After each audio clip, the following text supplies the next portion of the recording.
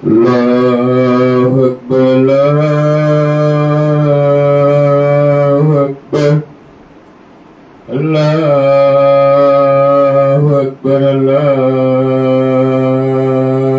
أكبر أشهد أن لا إله إلا الله أشهد أن لا إله إلا الله أشهد أن محمدا رسول الله أشهد أن محمدا رسول الله حي على الصلاة حي على الصلاة حي على الفلاح حي على الفلاح الله أكبر الله أكبر لا إله إلا الله.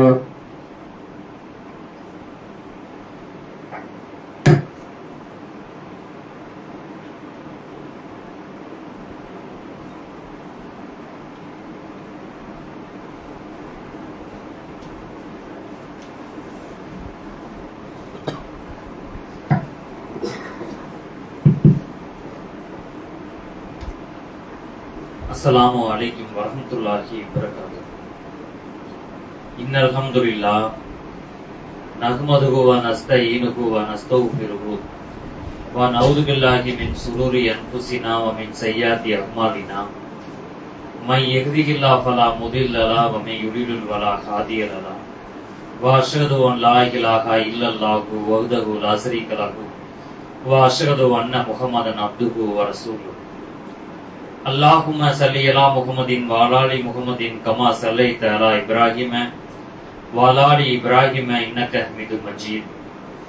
اللهم بارك على محمد وعلى آل محمد كما باركت على إبراهيم وعلى آل إبراهيم إنك حميد مجيد. صدق الله العلي العظيم. அளவற்ற அருளாளனும் நிகரில்லா பேர் அன்புடையனுமாகிய ஏக இறைவனை போற்றியவனாகவும் புகழ்ந்தவனாகவும் நம் உயிரிலும் மேலான நபிகள் நாயகம் ஸல்லல்லாஹு அலைஹி வஸல்லம் அவர்களின் மீதும் அவர்களின் குடும்பத்தாரின் மீதும் அவர்களை பின்பற்றி வாழ்ந்த சகாபா பெருமக்கள் மீதும் சகாபிய பெண்களின் மீதும் குறிப்பாக இங்கு ஒன்று கூடியிருக்கும் நம் அனைவரின் மீதும் ஏக இறைவனுடைய சாந்தியும் சமாதானமும் என்றென்று நிலவட்டும். அன்பின் கினிய பெரியோர்களே, சகோதர சகோதரிகளே, அல்லாஹு ரப்புல் ஆலமீன் கடமையாக்கிய ஜும்மா என்கின்ற சிறப்புமிக்க வணக்கத்தை நிறைவேற்றுவதற்காக நாம் எல்லாம் இங்கு ஒன்று கூடியிருக்கின்றோம். அல்ஹம்துலில்லாஹ். அன்பார்ந்த பெரியோர்களே, சகோதர சகோதரிகளே, நாம் எப்படிப்பட்ட ஒரு காலகட்டத்தில் வாழ்கிறோம் என்று சொன்னால், மனிதன் அறிவியலில், மருத்துவ துறையில், விஞ்ஞானத்தில், இப்படி எல்லா துறைகளிலும் மனிதன் மிகப்பெரிய ஒரு உச்சக்கட்டத்தை நாம் அடைந்திருப்பதை நாம் பார்க்கிறோம். சாதாரண ஒரு உச்சக்கட்டத்தை இல்லை, மிகப்பெரிய ஒரு உச்சக்கட்டத்தை மனிதன் அடைந்திருக்கின்றான். இங்கிருந்து நிலாவுக்கு போயிட்டு வந்தேன்னு சொல்றான், விமானங்கள் பறக்கிறத பார்க்கிறோம், நாம் பயன்படுத்தக்கூடிய செல்போன்கள் இங்கிருந்து கொண்டே இந்த உலகத்தினுடைய எந்த மூலைகளில் ஒருவர் இருந்தாலும் அவருக்கு நாம் பேசுவதோ அவருக்கு ஒரு தகவல் எழுத்து மூலமாக சொல்வதோ அந்த வேலை நம்ம செய்யறோம். இது நமக்கு ஒரு பெரிய ஒரு ஆச்சரியத்தை தரதில்லை. இதே சில நூற்றாண்டுகளுக்கு முன்னால் வாழ்ந்த மனிதர்கள் அவங்க இத பார்த்தாங்கன்னு சொன்னா மிகப்பெரிய ஒரு ஆச்சரியமா தான் பார்ப்பாங்க.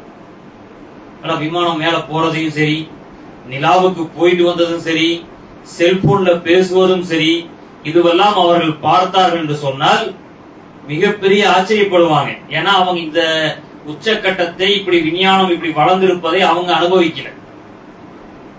இன்னும் எந்த அளவுக்கு மருத்துவத்துறையில மனிதன் முன்னேறி இருக்கிறான்னு பார்த்தோம்னு சொன்னா, உடம்புல இருக்கக்கூடிய ஏதோ ஒரு உறுப்புகள் கெட்டு விட்டது, அழுகி விட்டது என்று சொன்னால் உடனே வேற ஒரு உடம்பிலிருந்து எடுத்து பொருத்துறான். இருதயத்தை மாத்தறான், கல்லீரலை மாத்தறான், கிட்னிய மாத்தறான், நுரையீரலை மாத்தறான். இப்படி மற்ற உறுப்புகளை எடுத்து மாற்றக்கூடியதை பார்க்கிறோம். உடம்புல ரத்தம் கெட்டுருச்சுன்னு சொன்னா வேற ஒரு ரத்தத்தை மாற்றான். இந்த மாதிரி விஞ்ஞானத்துல மருத்துவத்துறையில மனிதன் மிகப்பெரிய ஒரு உச்சக்கட்டத்தை அடைந்திருக்கிறான். இன்னும் சில நூற்றாண்டுகளுக்கு பிறகு, நமக்கு பிறகு இன்னும் ஆச்சரியமான விஷயங்கள் எல்லாம் வரலாம். இப்பவே என்ன ஆயிருச்சு, ஏஐ அப்படி என்கின்ற ஒரு தொழில்நுட்பத்தை கண்டுபிடிச்சிருக்கிறான். எல்லா பக்கம் ஒரு போட்டிருக்காங்க. ஏஐ மூலமாக ஆபரேஷன் செய்யப்படும், தொழில்நுட்பத்தின் மூலமாக. மனுஷன் ஆபரேஷன் செய்யறது போய் இப்போ ரோபோட் ஆபரேஷன் செய்யற அளவுக்கு வந்துருச்சு. இன்னும் விஞ்ஞான மருத்துவத்துறையில முன்னேறிட்டே இருக்கான். ஆக இன்னும் நூற்றாண்டுகளுக்கு பிறகு மிகப்பெரிய உச்சக்கட்டத்தை அடையலாம். ஆச்சரியப்படுறது ஒன்றும் இல்லை. ஆனால் எவ்வளவு பெரிய உச்சக்கட்டத்தை மனிதன் அடைந்தாலும் சரி, எந்த துறையிலும் அவன் முன்னேறிட்டு போயிட்டே இருந்தாலும் சரி, மிகப்பெரிய ஆச்சரியப்படக்கூடிய அளவுக்கு அவன் நடந்து கொண்டாலும் ஒரு விஷயத்தை மட்டும் அவனால் இதற்கு முன்னாலும் செய்யல, இப்பவும் செய்யல.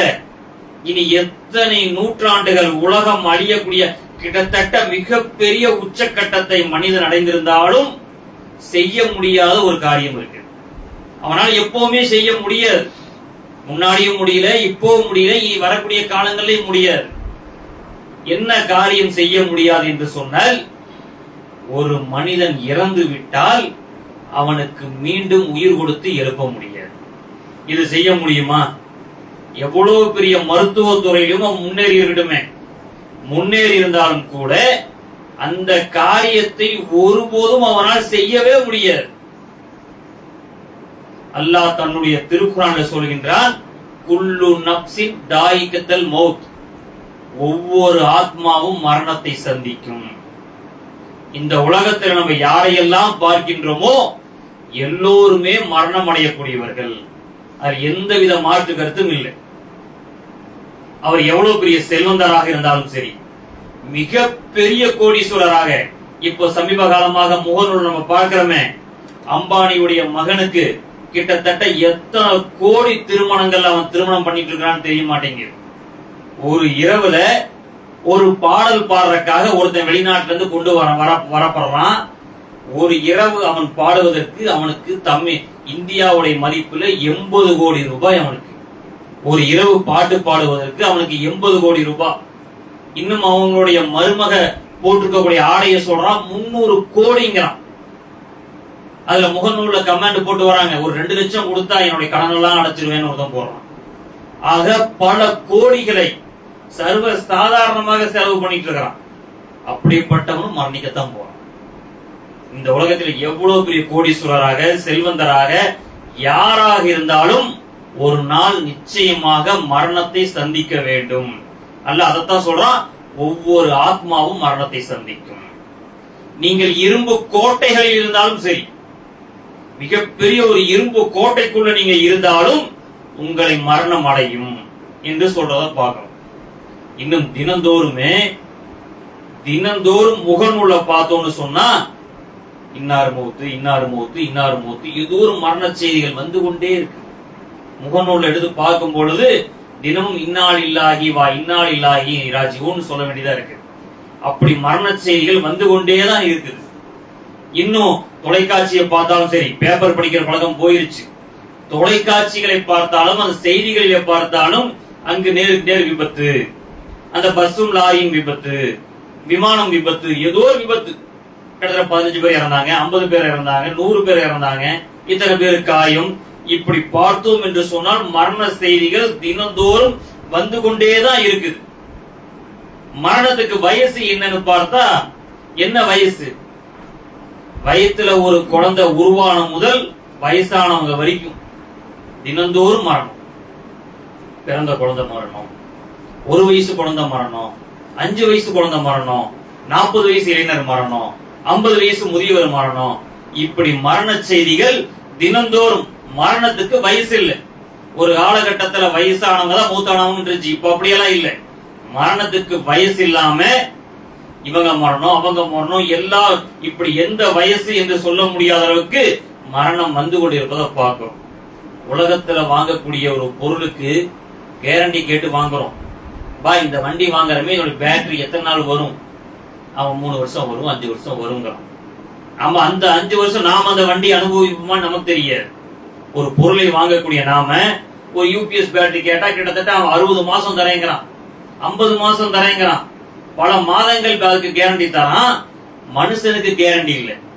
அந்த கேரண்டி இருக்கிற வரைக்கும் நாம உயிரோடு இருப்போமான்னு கேரண்டி இல்லை. இப்படி பார்க்கும் பொழுது சில நேரங்கள் கேட்கிறோம், உட்கார்ந்துட்டு இருந்தாரு திடீர்னு மரணிச்சிட்டாரு, வந்தாரு உட்கார்ந்தாரு தலையை சாச்சார் மரணிச்சார், 2 மூச்சு வாங்கினாரு மரணிச்சிட்டாரு. இப்படி மரண செய்திகள் ஆரோக்கியமா தான் இருக்கிற மாதிரி தெரியுது. எந்த நோயும் இல்லை, எந்த சுகர் இல்ல, பிரஷர் இல்ல, கொலஸ்ட்ரால் இல்ல, எந்த நோயுமே இல்லை. ஆனால் மரண செய்திகள் உட்கார்ந்தாருங்க அப்படியே சாஞ்சிட்டாரு. இப்படி மரண செய்திகளை ஏராளமான மரண செய்திகள் கேட்கிறோம். எந்த மரண செய்திகள் நாம் கேட்டாலும் கூட நமக்கு ஒரு பெரிய ஒரு மாற்றத்தை, எனக்கும் சரி எல்லோருக்கும் பெருசா ஒரு ஏற்படல. ஒரு மரண செய்தி கேட்டோம் என்று சொன்னால் யாருக்குமே ஒரு மனசுல ஒரு கவலை ஏற்பட மாட்டேங்குது, ஒரு பயம் ஏற்பட மாட்டேங்குது. எவ்வளவு பெரிய மரணங்கள் கேட்டாலும் செல்வந்தர்களாக, ஏழைகளாக, உடல் ஆரோக்கியமாக, இப்படி யாராக இருந்தாலும் அவருடைய மரண செய்திகள் நம்ம கேட்டாலும் கூட நம்முடைய உள்ளங்கள் கவலை அளிப்பதில்லை. அதை பத்தி பெருசா கவலைப்படாம ஓடிக்கொண்டே இருக்கிறோம். இந்த உலகத்தை நோக்கி, பொருளாதாரத்தை நோக்கி, இந்த உலகம் தான் பெரிய விஷயம். எல்லோருமே, அதுல யாருமே விதிவிலக்கல்ல, எல்லோருமே இந்த வியாபாரத்தை நோக்கி, பொருளாதாரத்தை நோக்கி, இந்த உலகத்தை நோக்கி மனிதன் ஓடிக்கொண்டேதான் இருக்கிறான். மரண சிந்தனை என்பது பெருசா யாருக்கும் வரமாட்டேங்குது.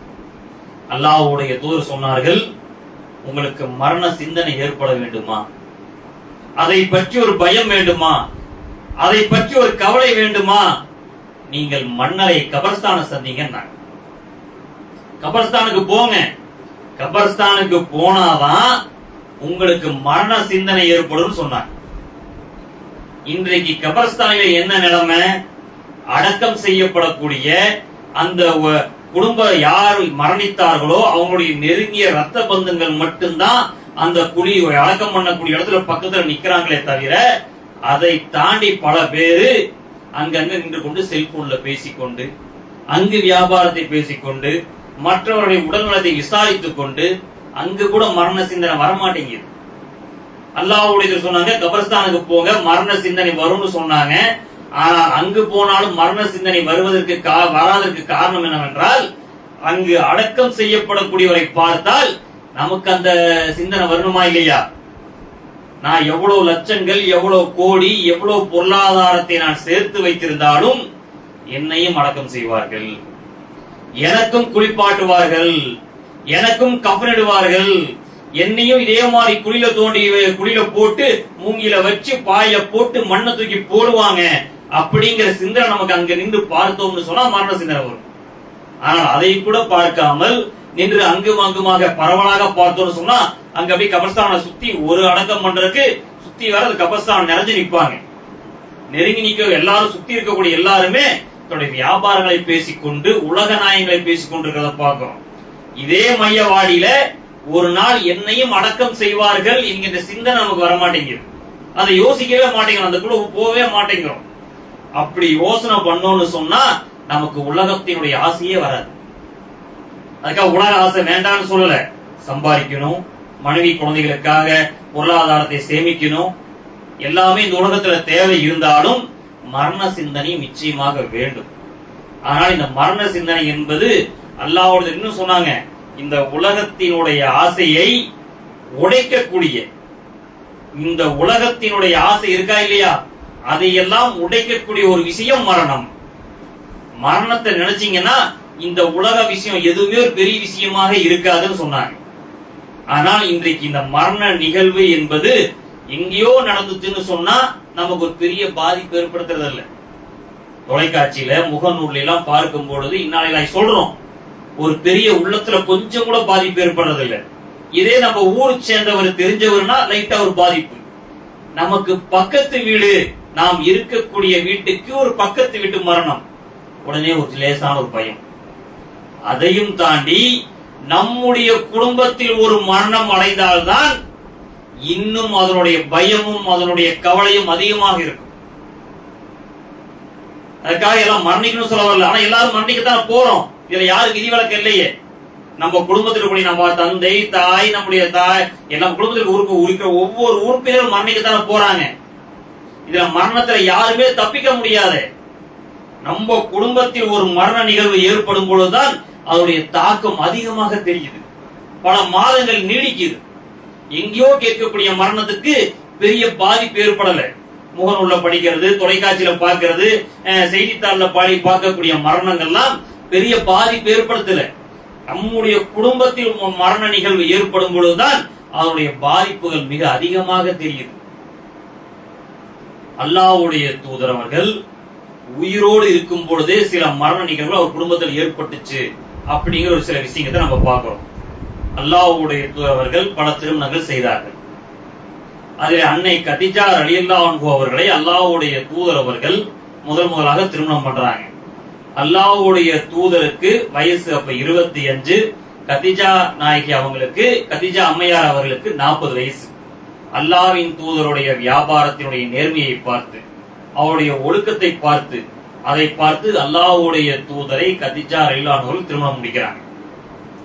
இப்படி கதீஜா ரலியல்லாஹு அன்ஹா மூலமாக அல்லாஹ்வுடைய தூதருக்கு சில பெண் குழந்தைகளும் ஆண் குழந்தைகளும் பிறந்தது. அல்லாஹ்வுடைய தூதர் அவர்கள் மற்ற மனைவிமார்களை நேசித்ததை விட கதீஜா நாயகி, கதீஜா அம்மையார் அவர்களை அல்லாஹ்வுடைய தூதர் அதிகமாக நேசிச்சாங்க. இது ஆயிஷா ரலியல்லாஹு அன்ஹா அவங்க சொல்றாங்க, நான் கதீஜா மீது அவர்கள் மீது ரோசப்பட்டது போல நான் யார் மீது ரோசப்படல, அவங்க மேல அதிகமா கோவப்பட்டு இருக்கிறேன். என்ன காரணம்னு சொன்னா, ஒரு ஆட்டை அறுத்தால் அதனுடைய இறைச்சியை, கரியை, மாமிசத்தை அல்லாஹ்வுடைய தூதர் அவர்கள் கதீஜாவுடைய தோழிக்கு போய் தோழிகளுக்கு கொடுத்துடுவாங்கன்னு சொல்லுவாங்க. நாம் ஆயிஷா கூட கேட்பாங்களாமா, எப்போ போனா பார்த்தாலும் அந்த செத்து போன கிழவியை பத்தியே பேசுறீங்களேன்னு கேட்பாங்களாம். அப்படி அவங்க மேல அதிகமாக ரோசப்பட்டிருக்கிறேன். அப்ப அல்லாஹ்வுடைய பொறுமையாக பதில் சொல்லுவார்கள், கதீஜா மூலமாகத்தான் எனக்கு குழந்தை பிறந்தது என்கிற விஷயத்தை அவர் சொல்லுவார். எடுத்து அந்த ஆயிஷா அம்மையா அவர்களுக்கு புரிய வைப்பாங்க அல்லாஹ்வுடைய தூதர் அவர்கள். இப்படி அல்லாஹ்வுடைய தூதர் உயிரோடு இருக்கும் பொழுதே கதீஜா ரலியல்லாஹு அன்ஹா அவர்கள் மரணித்தார்கள் என்கின்ற செய்தியை பார்க்கிறோம். அடுத்ததாக பார்த்தோம் என்றால், அல்லாஹ்வுடைய தூதரோடு வெறும் 8 மாதங்கள் வாழ்ந்த வெறும் 30 வயதான ஜைனப் பின் குசைமா என்கின்ற அவர்கள் ஒரு மனைவி, அவர்களும் அல்லாஹ்வுடைய தூதர் உயிரோடு இருக்கும் பொழுதே அவர்களும் மரணித்து விட்டார்கள். அன்னை கதீஜா எப்படி அல்லாஹ்வுடைய தூதர் உயிரோடு இருக்கும் பொழுது மரணித்தார்களோ, அதே போல ஜைனப் பின் குசைமா ரலியல்லாஹு அன்ஹா அவர்களும் அல்லாஹ்வுடைய தூதர் உயிரோடு இருக்கும் பொழுதே மரணித்தார்கள் என்கின்ற செய்தியை பார்க்கிறோம். அதற்கு பிறகு பார்த்தா, அல்லாஹ்வுடைய தூதர் உயிரோடு இருக்கக்கூடிய நேரத்திலேயே கதீஜா ரலியல்லாஹு அன்ஹா அவர்களுக்கும் அல்லாஹ்வுடைய தூதர் மூலமாக பிறந்த 4 பெண் குழந்தைகள், ஒன்னு ஜைனப் அவங்க, ருக்கையா அவங்க, உம்மு குசீம் என்கிறவங்க, ஃபாத்திமா ரலியல்லாஹு அன்ஹா அவங்க.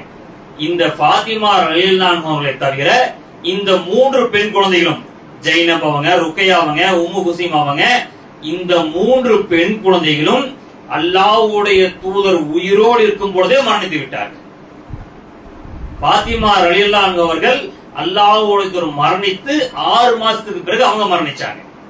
இப்படி அல்லாஹ்வுடைய தூதர் உயிரோடு இருக்கும் பொழுதே 2 மனைவிமார்கள் மரணித்தார்கள். அல்லாஹ்வுடைய தூதர் உயிரோடு இருக்கும் பொழுதே அவருடைய 3 பெண் குழந்தைகள் மரணித்தார்கள். அதற்கு பிறகு இன்னும் ஹதீஸ்ல பார்க்கிறோம், கதீஜா அவருக்கும் அல்லாஹ்வுடைய தூதர் அவர் மூலமாக ஆண் குழந்தைகளும் பிறந்தது அப்படிங்கிறது.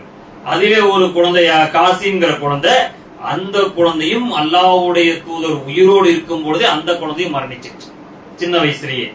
அடுத்ததாக இன்னொரு மனைவி மூலமாக பிறந்த குழந்தை இப்ராஹிம், வெறும் 16 மாதங்களே வாழ்ந்த, கிட்டத்தட்ட 1.5 வயசு கூட இல்லை.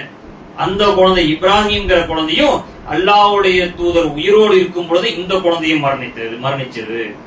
அதே மாதிரி பார்த்தா பேர குழந்தைகள், அல்லாஹ்வுடைய தூதருடைய பேர குழந்தைகள். ஒரு மகள் அல்லாஹ்வுடைய தூதர் எடுத்த ஒரு தோழர்கிட்ட சொல்லி விடுறாங்க, தன்னுடைய மகன் ரொம்ப உடல்நிலை சரியில்லாமல் ரொம்ப பாதிக்கப்பட்டு இருக்கக்கூடிய காரணத்தால் அல்லாஹ்வுடைய தன்னுடைய தந்தையை வர சொல்லுங்க.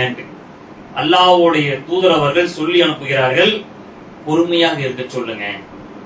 கொடுத்தது அல்லாஹ் தான், பொறுமையா இருக்க சொல்லுங்க.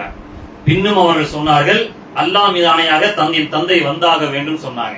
அவங்க மீண்டும் போய் சொல்லி பின்னும் அல்லாஹ்வுடைய வந்தாங்க. அல்லாஹ்வுடைய தூதர் வரும்பொழுது அந்த பேர குழந்தைய கையில வாங்குறாங்க. அந்த குழந்தை மேல் மூச்சு வாங்கிட்டு இருக்கு.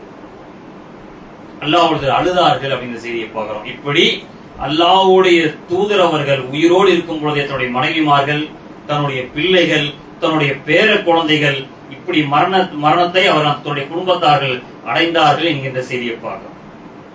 அன்பின் கினியவர்களே, இந்த உலகத்தில் நம் மரண செய்திகள் இன்னும் சொல்ல போனால் எந்த அளவுக்கு என்றால், இதற்கு முன்னால் வாழ்ந்த 6 சமுதாயம், அந்த சமுதாயத்துடைய பலத்தை பற்றி அல்லாஹ் சொல்லும் பொழுது அவர்கள் தன்னுடைய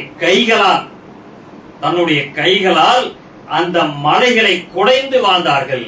தன்னுடைய கைகளால் மலையை இன்னைக்கு உடைக்கிற என்ன செய்யறாங்க? வேட்டுகள் வைக்கிறான், மிகப்பெரிய பொருட்களை கொண்டு வந்து உடைக்கிறான் அந்த மலைகளை. ஆனால் 6 சமுதாயங்கிற மக்கள் தன்னுடைய கைகளால் ஏதோ ஒரு பொருள் இருந்திருக்கும், அந்த பொருட்களால் அவர்கள் தன்னுடைய கைகளாலேயே அந்த மலையை குடைந்து வாழ்ந்தார்கள். இப்படிப்பட்ட பலசாலியாக வாழ்ந்தவர்களும் கூட மரணத்தை சந்திச்சிருக்கிறாங்க. இந்த உலகத்துல மரணத்திலிருந்து யாருமே தப்பிக்க முடியாது. நாமெல்லாம் அந்த மரண வரிசையில் நின்று கொண்டிருக்கிறோம் எல்லாருமே. இதுல யாரு எந்த வரிசையில எந்த இடத்துல நிக்கிறோங்கிறத யாருக்குமே தெரியாது. அல்லாஹ் அது மறைமுகமாகத்தான் வச்சிருக்கான். எல்லோருமே அந்த மரணம் என்கின்ற அந்த உதாரணத்துக்கு எந்த ஒரு இடம் கடைக்கோ சினிமா தியேட்டர்களுக்கு போனா டிக்கெட் வாங்குறதுக்கு எப்படி வரிசையா நிக்கிறாங்களோ, அது மாதிரி மரண டிக்கெட் வாங்கக்கூடிய வரிசைகளை எல்லோருமே நிக்கிறோம். நாம எத்தனாவது இடத்துல, எந்த நாடு, எந்த நேரங்கிறத நமக்கு தெரியாது. நம்ம முன்னாடி போயிட்டோமா, இல்ல நமக்கு முன்னாடி பல ஆட்கள் இருக்கிறாங்களா, நம்ம கடைசி வரிசையில் இருக்கோமா, அடுத்து நாம தான் நிக்கிறோமா அப்படிங்கிறது நமக்கு மறைமுகமாக இருக்குது. ஆக இந்த உலகத்தில் ஒவ்வொரு ஆத்மாவும் மரணத்தை சந்திக்கும். அவர்கள் இரும்பு கோட்டைகளில் இருந்தாலும் சரி, யாருமே மரணத்திலிருந்து தப்பிக்கவே முடியாது. ஒரு மரணம் ஏற்படும் பொழுது, நம்ம குடும்பத்தினுடைய நிகழ்வுகள் ஏற்படும் பொழுதுதான் என்னடா இந்த உலக வாழ்க்கை, என்னடா காசு, என்னடா பணம், என்னத்த வாழ்க்கை அப்படிங்கிறது எப்ப ஏற்படுது? நமக்கு நெருக்கமான நம்ம குடும்ப உறுப்பினர்கள் யாராவது மரணித்தார்கள் என்று மரணிக்கும் பொழுதுதான் அந்த சிந்தனை நமக்கு வருது. அதற்கு பிறகு உலகத்துக்கு போறோம், துனியாவுக்கு போறோம், தெருக்களுக்கு போறோம், அந்த ஆசைகள் வந்துருது. ஆக துனியா ஆசை வேண்டாம், சம்பாதிக்க வேண்டாம்னு சொல்லப்படல. பொருளாதாரம் தேவை, பொருளாதாரம் ஹஜ் செய்யலாம், தர்மம் செய்யலாம், நன்மைகள் செய்யலாம், ஏராளமான நன்மைகளை கொள்ளையடிக்கலாம், மாற்று கருத்து இல்லை. ஆனால் மனிதன் வாழும் பொழுது மரண சிந்தனை வேண்டும்.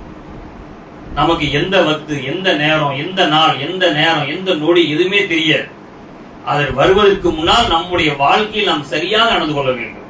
நாம் பேசக்கூடிய பேச்சு, நம்முடைய கொடுக்கல் வாங்கல், மற்றவர் மீது அன்பு செலுத்துவது, வணக்க வழிபாடுகள் ஈடுபடுவது, இப்படி எல்லா காரியங்களிலும் நம்முடைய காரியங்களில் சரியாக அல்லாஹ்வுடைய சொன்ன அடிப்படையில் நம்முடைய காரியங்கள் அமைந்து விட்டது என்று சொன்னால், அல்லாஹ்வுடைய சொன்னார்களா இல்லையா?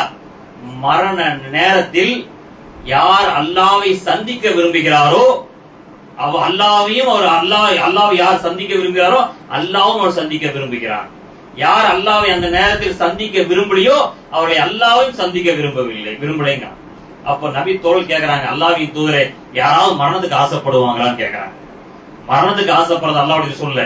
அந்த மரண நேரத்தில் நடக்கூடிய நிகழ்வுகள் நேரத்தில, அந்த நேரத்தில் ஒரு மனிதன் நன்மையான காரியங்கள் செய்து, நல்ல அமல்களை செய்து அல்லாஹ்வை சந்திக்க விரும்பினால் அல்லாஹ்வும் சந்திக்க விரும்புகிறார். ஆக நம்முடைய மரண நேரத்தில் தான் எல்லாமே தெரியும். அந்த நேரத்தில் தான் கொஞ்சம் அவகாசம் கொடுறா அல்லாஹ். அந்த மாணவர்களிடத்துல கேட்கக்கூடிய கேள்வி, கொஞ்சம் அவகாசம் கொடு, நான் போய் நன்மையான காரியங்கள் செய்து விட்டு வந்துடுறேன், எல்லாரும் மீது அன்பு செலுத்திட்டு வந்துடுறேன், பொருட்களை தான தர்மம் செஞ்சுட்டு வந்துடுறேன், நீ பொருளாதாரத்தை தர்மம் கொடுத்துட்டு வந்துடுறேன். நேரம் கொடுக்கப்படுமானா நிச்சயமா கொடுக்கப்படாது. ஒரு நிமிடம் முன்வாங்கப்படாது, ஒரு நிமிடம் பின்வாங்கப்படாது. நமக்கு எழுதப்பட்ட விதி அந்த நேரத்தில் நடந்தே தீரும். அந்த நேரத்தில் நாம் திருந்தினால் நிச்சயமா அந்த பிரார்த்தனை கூட ஏற்றுக்கொள்ளப்படாது. ஃபிரௌன் நான் தான் கடவுள் என்று சொல்லி வாழ்ந்து கொண்டிருந்த ஃபிரௌன் கடைசி நேரத்தில் இஸ்லாத்தை ஏற்றுக்கிட்டானே. கடைசியில அந்த கடலில் அவன் மூழ்கடிக்கக்கூடிய நேரத்தில மூசாவுடைய கடவுள் அல்லாஹ்வை அவன் ஏற்றுக்கொண்டானே. எப்போ? அது கண்ணுக்கு முன்னாடி அவன் பார்த்ததுக்கு அப்புறம் ஏத்துக்கிட்டான். ஆனா அல்லாஹ் அதை ஏத்துக்கலையே. தன்னுடைய கடைசி நேரத்துல நாம் ஏற்றுக்கொள்வதை அல்லாஹ் ஏற்றுக்கொள்ள மாட்டான். ஒரு விஷயத்தை பார்த்துட்டு தான் நான் ஏத்துக்குவேன். இஸ்லாம் என்பது கடைசி நேரத்தை நம்ம ஏத்துக்கிறோம்னு சொன்னா நிச்சயமாக அல்லாஹ் ஏத்துக்கிறது இல்லை. ஆக அன்பின் இனிய பெரியவர்களே, சகோதரர்களே, ஒவ்வொரு ஆத்மாவும் மரணத்தை சந்திக்கும். ஒவ்வொருவரும் மரணத்தை சந்திக்க போகிறோம். அது எப்போ, எந்த நாள், எந்த நேரம், எந்த நொடியும் தெரியாது. இப்படி அந்த மரணம் வருவதற்கு முன்னால் நம்முடைய அமல்களை, நம்முடைய நன்மையான காரியங்களை, நம்முடைய பழக்க வழக்கங்களை எல்லாவற்றையும் மாற்றிக்கொள்ள வேண்டும் என்று சொல்லி எனது முதல் உரையை முடித்துக் கொள்கிறேன். வாகிரதான் அல்ஹம்துலில்லாஹி ரப்பில் ஆலமீன். அஸ்ஸலாமு அலைக்கும் வரஹ்மத்துல்லாஹி வபரகாத்துஹு.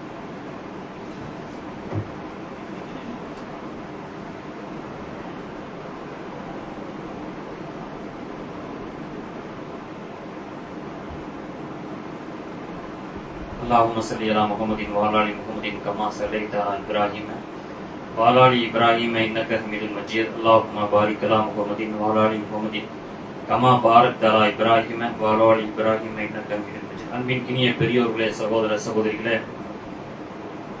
வருடத்திற்கு 12 மாதங்கள் என்று இஸ்லாம் சொல்லுது. இப்படி 12 மாதங்கள்ல முதல் மாதம் எது அப்படின்னு நம்ம எல்லாரும் கேட்டா ஜனவரி மாசம் சொல்லுவோம். ஜனவரிங்கிறதா முதல் மாதமாக. அது உண்மையும் கூட, தப்பு இல்லை. ஜனவரி மாசம் தான் முதல் மாதமாக இந்த உலகம் முழுவதும் கொண்டாடப்பட்டு வருகிறது. இதை நாம் தெரிந்து வச்சிருக்கிற நாம நம்முடைய இஸ்லாமிய மார்க்கத்தில் முதல் மாதம் எது என்று சொன்னால் இப்ப நாம் இருக்கக்கூடிய இந்த முஹர்ரம் மாசம் தான். நாம் இருக்கக்கூடிய இந்த முஹர்ரம் மாசம் தான் முதல் மாதமாக. இந்த மாதத்தில் பிறை 9, 10 ஆகிய 2 தினங்கள் ஆஷுரா நோன்பு நம்ம வைக்கணும். இந்த நோன்பு எதற்காக வைக்கணும், எப்போ கடமையாச்சு, இந்த சுன்னத்தான் நோன்புன்னு பார்க்கும் பொழுது அல்லாஹ்வுடைய தூதர் அவர்கள் மக்காவிலிருந்து ஹிஜ்ரத் செஞ்சு மதீனாவுக்கு வராங்க. மதீனாவுக்கு வரக்கூடிய நேரத்துல அங்க இருக்கக்கூடிய யூதர்கள் எல்லாரும் முஹர்ரமுடைய 10வது நாள் ஆசுராவுடைய நோன்பு அவங்க 10வது நாள் நோன்பு வச்சிருக்கிறாங்க. அல்லாஹ்வுடைய கேட்கறாங்க, எதற்காக நீங்க நோன்பு வச்சிருக்கிறீங்க அப்படின்னு கேட்கும் பொழுது அந்த யூதர்கள் அவர்கள் சொல்கிறார்கள், இந்த நாள் தான் ஃபிரௌன் நான் தான் கடவுள் என்று சொல்லி வாழ்ந்து கொண்டிருந்தானே, அவன் கடலிலே மூழ்கடிக்கப்பட்டான். நபி மூசா அலைஹிஸ்ஸலாம் அவர்கள் அந்த ஃபிரௌனுடைய கூட்டத்தாரிடம் அல்லாஹ் காப்பாற்றினான். இன்னும் மூசா அலைஹிஸ்ஸலாம் மூலமாக அந்த இஸ்லாத்தை ஏற்றுக்கொண்ட மக்களையும் அல்லாஹ் காப்பாற்றினான். ஆக இந்த நாளை அவர்கள் கொண்டாடி வந்தார்கள். மூசா நபியை அல்லாஹ் காப்பாத்தினான்னு சொல்லி அந்த பிறை 10வது நாள் என்று முஹர்ரமுடைய அந்த 10வது நாள் அந்த யூதர்கள் நோன்பு வச்சிட்டு இருந்தாங்க. அப்போ அல்லாஹ்வுடைய தூதர் சொன்னார்கள், மூசா நபி உங்களை விட எங்களுக்குத்தான் நெருக்கமானவர்கள், உங்களை விட எங்களுக்குத்தான் நெருக்கமானவர்கள். நாமும் அந்த ஆசுராவுடைய 10வது நாள் முஹர்ரமுடைய பிறை 10வது நாள் நாமும் நோன்பு வைக்கலாம்னு சொல்லி அல்லாஹ்வுடைய தூதர் கட்டளையிடுறாங்க. சுன்னத்தான் நோன்பு. ரமலான் நோன்பு கடமையாக்கப்படுவதற்கு முன்னால் இந்த நோன்பு ரொம்ப கட்டாய கடமையாக இருந்தது. அதுக்கு பிறகு ரமலானுடைய நோன்புக்கு பிறகு இது விரும்பியோர் வைக்கலாம்னு சொன்னாங்க, விரும்பாதவங்க விட்டுருங்கன்ட்டாங்க. ஆனாலும் கூட இந்த நோன்பை நம்ம வச்சோம்னு சொன்னா நம்முடைய முந்தைய ஓராண்டு பாவங்கள் மன்னிக்கப்படுகிறது என்று அல்லாஹ்வுடைய தூதர் அவங்க சொன்னாங்க. ஆக அல்லாஹ்வுடைய தூதர் கடைசியில இந்த ஒரு நோன்பு வச்சுட்டு வராங்க. அல்லாஹ்வுடைய தூதர் பிறை 10வது நாள் அன்னைக்கு அல்லாஹ்வுடைய நோன்பு வச்சுட்டு வரக்கூடிய நேரத்துல இந்த யூதர்களும் 10 நாளும் வைக்கிறாங்க. இப்ப நாமளும் 10 நாளும் வைக்கிறோம். இப்ப யூதர்களை பின்பற்றுவது போல ஆயிருமா இல்லையா? அதுக்காக அல்லாஹ்வுடைய தூதர் என்ன பண்றாங்கன்னு கேட்டா, யூதர்களுக்கு மாற்றம் செய்ய வேண்டும் என்பதற்காக அதைக்கு முதல் நாள் பிறை 9 நோன்பு வைங்க. பிறை 10வது வருஷம் பல வருடங்களாக 10வது நாள் மட்டும் நோன்பு வச்சுட்டு வந்துட்டு அல்லாஹ்வுடைய கட்டளை சொல்றாங்க, யூதருக்கு மாற்றம் செய்யுங்கன்னு சொல்லி பிறை 9 நோன்பு வைங்க. பிறை 9, 10 இந்த ஆசுராவுடைய நோன்பு 2 நோன்புகளாக அல்லாஹ்வுடைய சொன்னாங்க. அடுத்த ஆண்டு 2 நோன்பு வைங்கன்னு சொன்ன அல்லாஹ்வுடைய தூதர் அவர்கள் அடுத்த ஆண்டு வருவதற்கு முன் அல்லாஹ்வுடைய மரணித்து விட்டார். ஆக அல்லாஹ்வுடைய தூதர் இந்த 2 சுன்னத்தான் நோன்புகளையும் இந்த பிறை 9, 10 எந்த அடிப்படையில் சொன்னா, இன்ஷா அல்லாஹ் இப்ப முஹர்ரம் மாசம் நம்ம இருக்கிறோம். அடுத்த வாரம் 16ஆம் தேதி 17ஆம் தேதி வரக்கூடிய செவ்வாய் புதன், அடுத்த வாரம் இன்ஷா அல்லாஹ் செவ்வாய் புதன் ஆகிய 2 தினங்கள் பிறை 9, 10 இந்த ஆசுராவுடைய நோன்பு 2 நோன்பு வச்சோம்னு சொன்னா நம்முடைய முதல் ஒரு ஆண்டு பாவங்கள் மன்னிக்கப்படுவதாக அல்லாஹ்வுடைய தூதர் சொன்னார்கள். அன்பின் இனிய பெரியவர்களே, சகோதரர்களே, இன்ஷா அல்லாஹ் அடுத்த வாரம் செவ்வாய் புதன் ஆகிய 2 நோன்புகளை வைக்கக்கூடிய பாக்கியத்தை அல்லாஹ், இந்த சுன்னத்தான் நோன்பு கட்டாய கடமை இல்லை என்று சொன்னாலும் நாம் இந்த நோன்பை வைத்தோம் என்று சொன்னால் நம்முடைய ஓராண்டு பாவங்கள் மன்னிக்கப்படும் என்று சொல்லி எனது உரையை ஜும்மா உரையை முடித்துக் கொள்கிறேன். வாகிரதன் அல்ஹம்துலில்லாஹி ரப்பில் ஆலமீன். அஸ்ஸலாமு அலைக்கும் வரஹ்மத்துல்லாஹி வபரகாத்துஹு.